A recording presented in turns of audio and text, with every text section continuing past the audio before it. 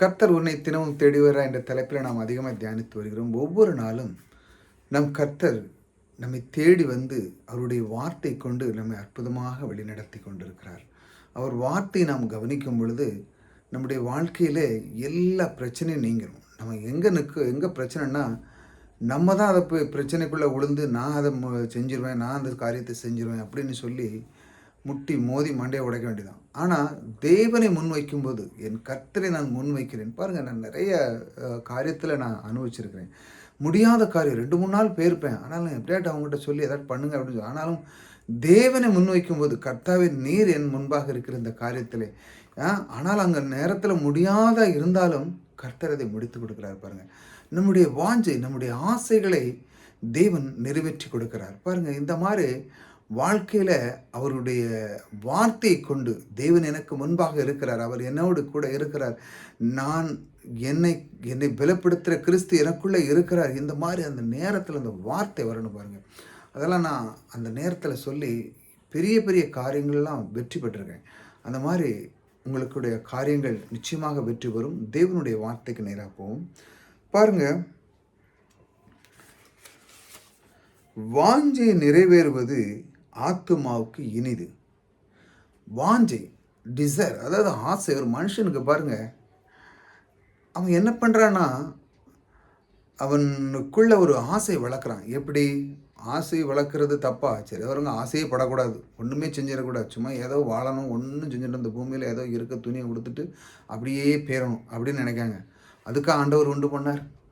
பாருங்கள், ஆதாமை எந்த அழகாக உண்டு பண்ணி, எவ்வளோ அழகாக பல கனிகள் மரங்கள் எல்லாம் அழகாக வைத்து, ஒரு மனுஷனுக்கு நதிகள் 4 நதிகள் ஓட வைத்து என்ன அழகாக அந்த பூமியை படைத்தார். பாருங்கள், ஆசை அவனுக்குள்ளே வைத்தார். பாருங்கள், அவன் அதையெல்லாம் ஆண்டு கொண்டு திருப்தியாக வாழ வேண்டும் என்று பாருங்கள், அந்த மாதிரி உள்ள அந்த தேவன் நமக்குள்ளே ஒரு ஆசை வச்சுருக்காரு. பாருங்கள், வாஞ்சை நிறைவேறுவது ஆத்துமாவுக்கு இனிது. ஒரு ஸ்வீட், அதாவது சந்தோஷமான ஒரு காரியம் நம்முடைய வாழ்க்கையில். பாருங்கள், நம்ம ஒரு காரியம் ஒரு ஒரு ஒரு ஒரு வாஞ்சியாக இருக்குது, கொஞ்சம் காலம் கழித்து நம்ம எப்படியாவது ஒரு வீடு எடுக்கணும் நினைக்கிறாங்க நிறைய பேர். எப்படியாவது எடுத்துடணும் அப்படின்னு சொல்லி நல்லா பிரயாசப்பட்டு பணத்தை சேர்த்து முடிஞ்ச அளவுக்கு லோனை போட்டு வாங்கி வீடு எடுக்கும் பொழுது பாருங்கள், அதில் ஒரு சந்தோஷம். பாருங்கள், சொந்த பந்தங்கள் பரவாயில்லப்பா, அவன் எவ்வளோ கஷ்டப்பட்டாலும் ஒரு நல்ல வீடு கட்டியிருக்கான், இல்லைன்னா நல்ல ஒரு ஃப்ளாட் வாங்கியிருக்கான், நல்ல இடத்துல இருக்கான் அப்படின்னு சொந்த பந்தங்கள் அந்த இடத்துல வருவாங்க.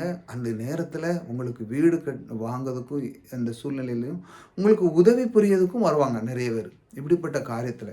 ஏனென்றால் உங்களுடைய வாஞ்சை ஒரு அற்புதமாக இருக்கிறது. நீங்கள் ஒரு நல்ல சொசைட்டியில் வாழணும், குடும்பத்தை கொண்டு போகணும், பிள்ளைகள் நல்லா வளர்க்கணும், இப்படிங்கிற ஒரு வாஞ்சை. அதைத்தான் இந்த இந்த எல்லோரும் பெரியவங்க முதல் கொண்டு எல்லோரும் பார்க்குறாங்க. என்னுடைய வாழ்க்கை எப்படி இருக்குது பாருங்கள். அந்த வாஞ்சை நிறைவேறுவது, அதாவது சந்தோஷமான வாழ்க்கை நிறைவேறுவது என்னது? ஆத்துமாவுக்கு ஒரு இனிது, ஒரு ஸ்வீட். நம்ம இப்படி ஒரு நாவில் எப்படி அழகாக ஒரு ஸ்வீட் போடுறோம்னு வச்சாங்களாம், எவ்வளோ இனிமையாக இருக்குது பாருங்கள். அந்த மாதிரி தான் நம்முடைய ஆசைகளை நன்றாக வளர்த்து கொள்ள வேண்டும். வீடு எடுக்கிறோம், வாகனம் எடுக்கிறோம், அதை செய்கிறோம், நம்முடைய தொழிலை இன்னும் அதிகமாக அதிகரிக்கிறோம், படிப்பை கொஞ்சம் அதிகமாக கூட்டுறோம், வேலையில் திறமைகளை அதிகரிக்கிறோம். இப்படி நம்முடைய நம்முடைய ஆத்மாக்குள்ளே நம்முடைய தாளந்துகளை வளர்க்குறோம். நிறைய பேர் சரீரத்தை தான் போட்டு வளர்க்குறான், உள்ளுக்குள்ளே ஒன்றுமே கிடையாது. என்ன பேசணும், என்ன எப்படி இருக்கணும், ஒன்றுமே கிடையாது. வெறும் வெளிப்பிரகாரமும் சரீரம் மட்டும்தான் நல்லா இருக்கும் வழியே, உள்ளான மனது ஒன்றுமே நல்லா இருக்குது. பொறாமை குணம், எண்ணங்கள், பேச தெரியாது, எப்படி நடக்க தெரியாது, யார்கிட்ட எப்படி எந்த நேரத்தில் என்ன பேசணும்னு தெரியாது. இப்படிப்பட்ட உள்ளுக்குள்ளே அந்த இதெல்லாம் வளர்த்துக்கிட்டே கிடையாது.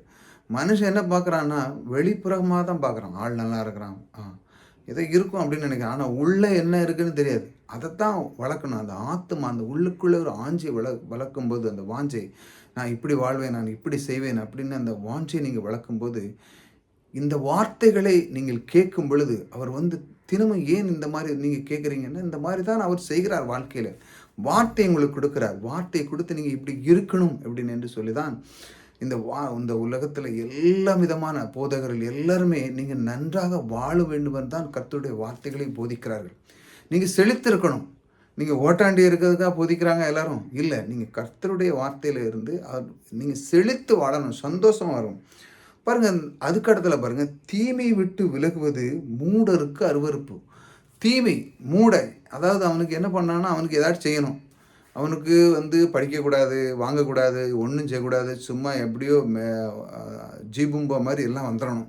ஆனால் நான் ஒன்றும் செய்ய மாட்டேன், முயற்சி எடுக்க மாட்டேன், படிக்க மாட்டேன், ஒன்றும் பண்ண மாட்டேன்.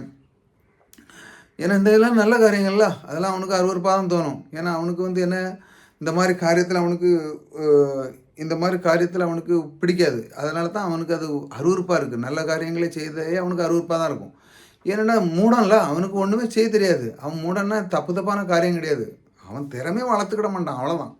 நான் ஒன்றும் வளர்த்துக்கிட மாட்டேன், நான் ஒன்றும் செய்ய மாட்டேன், நான் எதுவும் முயற்சி பண்ண மாட்டேன், ஆனால் எனக்கு எல்லாம் வேணும்.